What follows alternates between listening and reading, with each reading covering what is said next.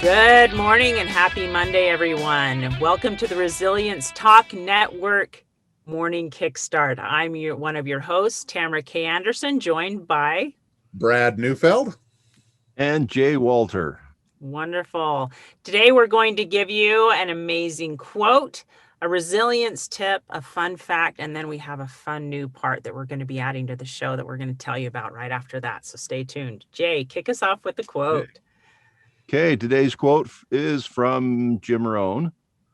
The challenge of leadership is to be strong but not rude. Be kind but not weak. Be bold but not bully. Be thoughtful but not lazy. Be humble but not timid. Be proud but not arrogant. Have humor but without folly. Wow. So now, yeah. It's a big checklist. Big checklist. But I think it's something we all should strive for, not just leadership, but you can be a leader. You know, you're a leader in many places, in your home and your group of friends and work. Maybe not a manager, but you can lead there as well. And those are some things that we all could use in our lives, is to be strong but not rude, and be bold but not a bully, not try and bullying people to think the way you think, all those things. So, well, and I like the way that quote's laid out, because all we have to do is look at, hey, if that negative thing is happening to us, just look for what it should be versus what it shouldn't. I like that. That's really good. All right, Brad, what's our resilience tip of the day? Well, I want to start out by saying this week will be a very special week, and you will want to hear every episode that we talk about, because this week is all about learning, okay? Because bottom line, in our world today, we're going to learn things whether we want to or not. But I'm always I'm always an advocate for let's choose the things that we learn versus having it forced upon us. And so you'll want to listen to that. But I want to start this whole week out with just a little bit more about what we discussed last week about our thought process and how the words that we use make a big difference in the things that we see in our world. And I want to introduce you to three little words that all of us use, okay, ad nauseum, and yet maybe we don't feel the effect that they have on us. So I want to introduce you to these things.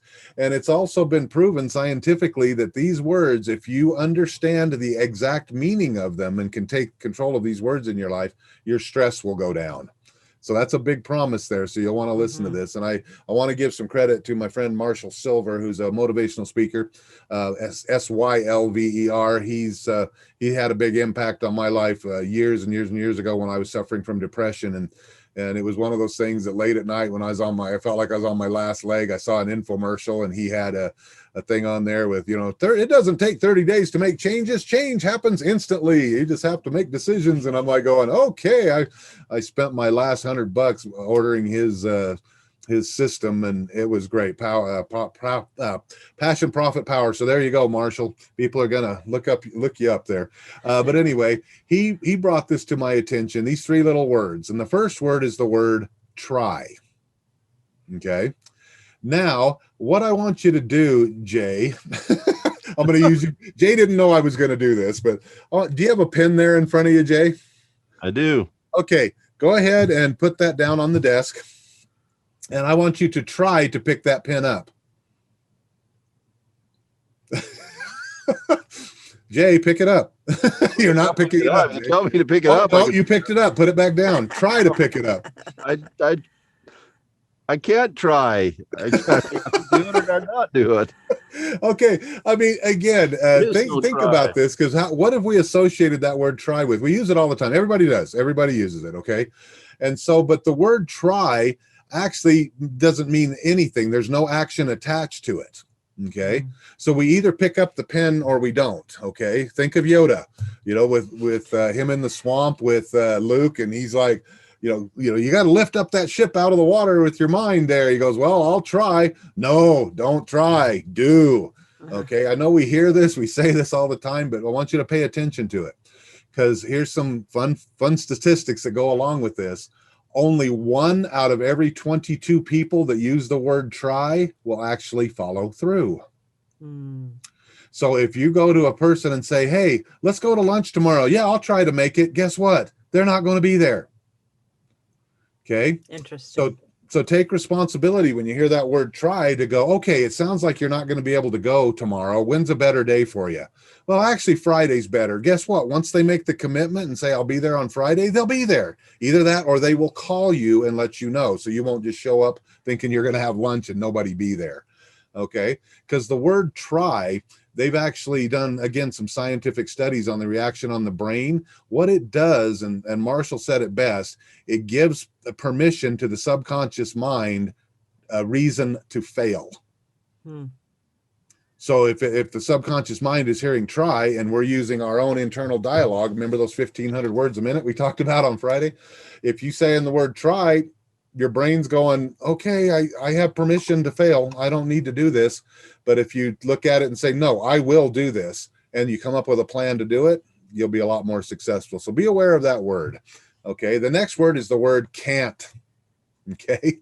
And I like this definition on this. The word can't either means you don't know how to or you don't want to. And they've actually tied this word can't in when it's been used multiple times throughout a person's life. It can lead to dementia down the road. It can also lead to lack of self-confidence. They've even done studies like in nursing homes and things with this, where they'll have an elderly person go to pick their food up and put it in their mouth, and they just set the fork down and say, I can't do it. I just can't do it. But then they walk away and let it sit there for a while. Guess what? The person does it when they're by themselves and they don't have anybody to say, I can't to. Okay. So next time you're saying this word here in your mind and you hear the word can't in your mind, stop and say, okay, does this mean I don't know how to or I don't want to? Even if the decision is I don't want to, guess what? You get to keep your power because you can always choose something different later on. And have some fun with this with your friends. If they say, I can't make it. I can't make it on Friday. Okay, does that mean you don't know how to or you don't want to? It's fun. Watch how they respond. Okay, they'll it's really cool. But anyway, they'll go, "What do you mean? That doesn't what? Does that mean you don't want to meet with me that day or you don't?" Anyway, it's kind of funny. But and the last word is the word but. Okay, I call that the politician's word. Whatever. Anytime you hear the word but, whatever came before it, you can erase. Okay. I really want to come over to your house tonight, but I'm busy. What is the person really saying? I'm busy. I'm busy. But see, here in America, I attribute it to this. All of us, we were raised in this environment that we want to be kind. We don't like to be direct and hurt people's feelings. So we use that word but to actually soften the blow for what we're about to say. I'd really like to come to your house this weekend, but I've really got some other things I need to take care of. What do you really want to say? I can't be there, or I don't want to be there, but it's okay. Just recognize this. But I learned this when I was selling things early on, when I was selling life insurance years and years and years ago, because I would have all these people that would say, oh, I really do want to buy that, but I just don't have the money right now. So I would walk away from there feeling like, okay, they said they wanted to buy, and I would hang on to that. And I would keep track of their name. And over the year, I'd send them, movie passes. I would send them flowers. I would send them things thinking, oh, because they said they wanted to buy. But then after a year, I looked back and I went, none of them bought. So I thought, I've got to be able to recognize right there in the moment if they're going to be, or if they're serious about buying this or not. So that's when this the word but was introduced to me and how to pay attention to that. So when somebody would say, matter of fact, why don't you just say that to me, Tamara? What I'm going to say, just say, I would really like to buy it, but I don't have the money right now. All right, I have this life insurance policy. I want to sell it to you, Tamara. I'd really like to buy it, but I don't have the money right now. If you did have the money right now, would you buy it? That's a good answer. That's a good question to ask. Guess what? Then they give me a definitive response. I want to know right now. I'm not going to be offended either way. Okay. Mm-hmm. If you say no, thank you. Have a nice day. Here's my card. If you ever change your mind, but then I don't have to think that they're going to be doing that, at some point. Does that make sense? Mm-hmm. But do you see how understanding these words and getting definitive answers right then and there, how it can reduce the stress in your life? So remember these try, can't, and but. And I will teach you more of this someday on my personal shows. I'll go into it in a little bit more detail, but I just wanted to introduce the concept today. So when you hear somebody say, I tried, but I can't, Never mind. What's our fun fact for the day? Awesome. Today, Monday, March 15th, is National Napping Day. Bring it on, baby. Do you know why? It is an unofficial observance that takes place the day after daylight savings time starts. Okay. All right. Isn't that hilarious? And so this day was meant to make up for the 1 hour of sleep that people lose due to time change. And this came about because in 1999, Professor William Anthony, a researcher at Boston University, together with his wife, Camille, realized how sleep deprived people were after the clocks changed with daylight savings. So they set out to create a day that would highlight the health benefits of a quick nap in the afternoon in order to increase productivity and happiness. So take a nap today. All right. You don't have to ask me twice. Have you ever heard that saying, you're getting old when you enjoy naps? Oh, I love naps. They are the best. All right.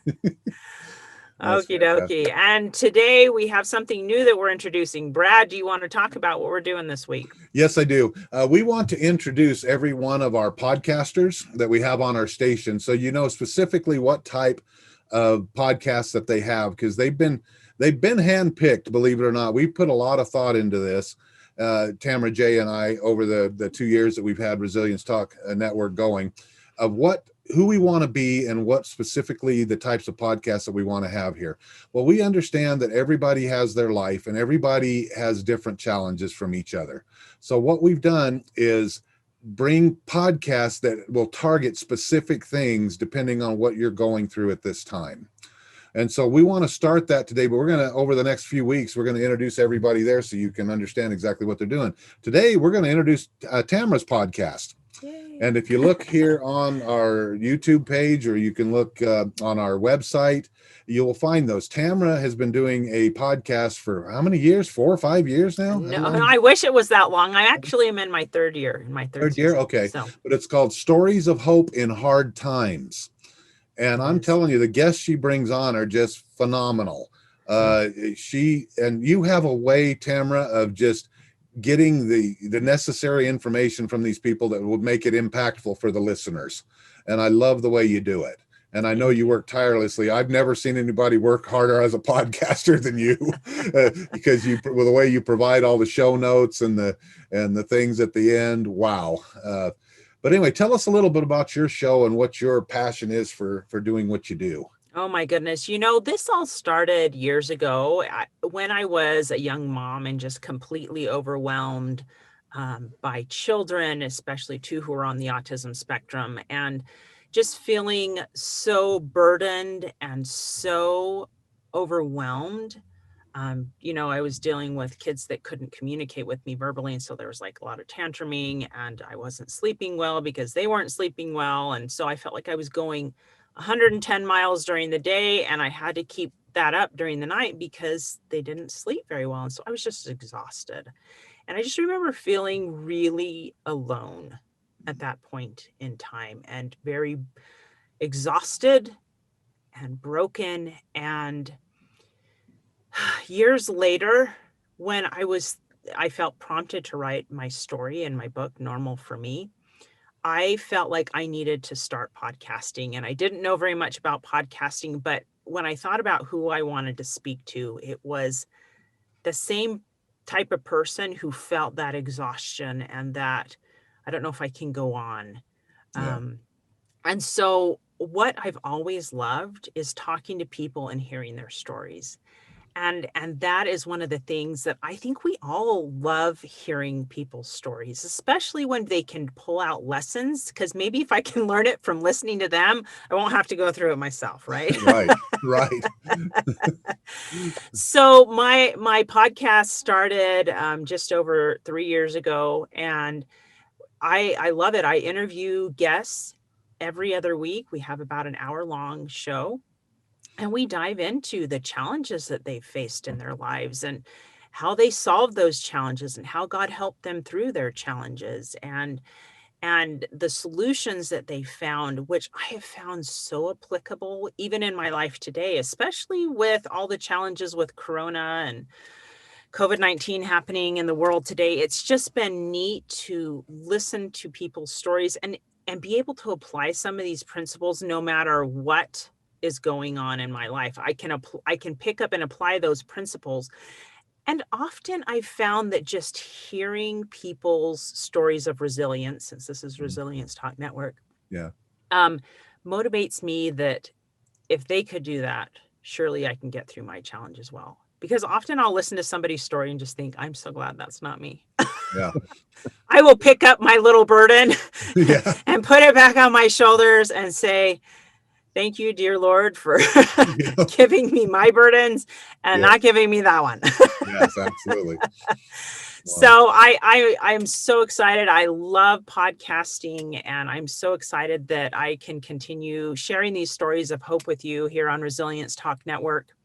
I have another passion project I've started working on, and so I need to tell you guys about this. This will be my last morning Kickstart. Yes. As much as I love this, I have this passion project that I really feel God pushing me to do. And so I need to spend the time focusing on that. And I'm really, really excited. I will have updates coming to you soon as to the progress of that. I may even be starting another podcast. So I will keep you posted on all of that. But my goal, as with my podcast, is to bring light and hope to the world.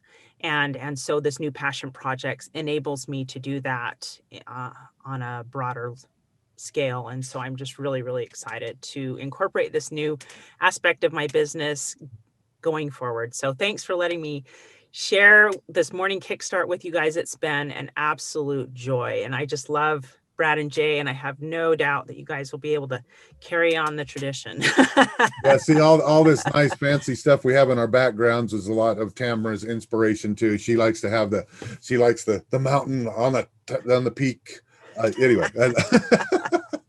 No, but Tamara, you will definitely be missed here on our Kickstarts. However, we know you're going to be tirelessly working behind the scenes to keep bringing us that information.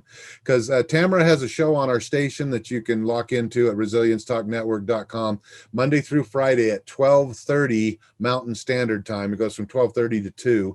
And be sure and tune in to those. I mean, during your lunch break and things like that, there's some really good information on there that you'll get. Very inspiring stories. But Tamara, your spirit will always be here with us, and it's not like you're like totally gone. No, I mean, I'll still be back. You'll still see me. I promise you that. Yeah, and I'll tell you right here, even though the concept for Resilience Talk Radio was initially mine, it would not be where it's at without the help of these two that you're seeing here today. And I want to say how grateful I am to you, Tamara, for all your love and support and helping get this off the ground and helping me chase my dream as well. And so definitely we want to support you any way you can, and or any way we can here to help you with your new yeah, you know what I'm saying. Your Awesome. new project. Here we go. There we go. Yes, my new project. So let's wrap it up. We're excited. Thanks for giving me the opportunity to tell you a little bit about my podcast and my upcoming project, and I will keep you posted on that. But for now, we're going to sign off. Thanks for joining us on our morning Kickstart, and subscribe if you're watching us on YouTube, or listen to us on resiliencetalknetwork.com. Thanks for joining us. Thank you.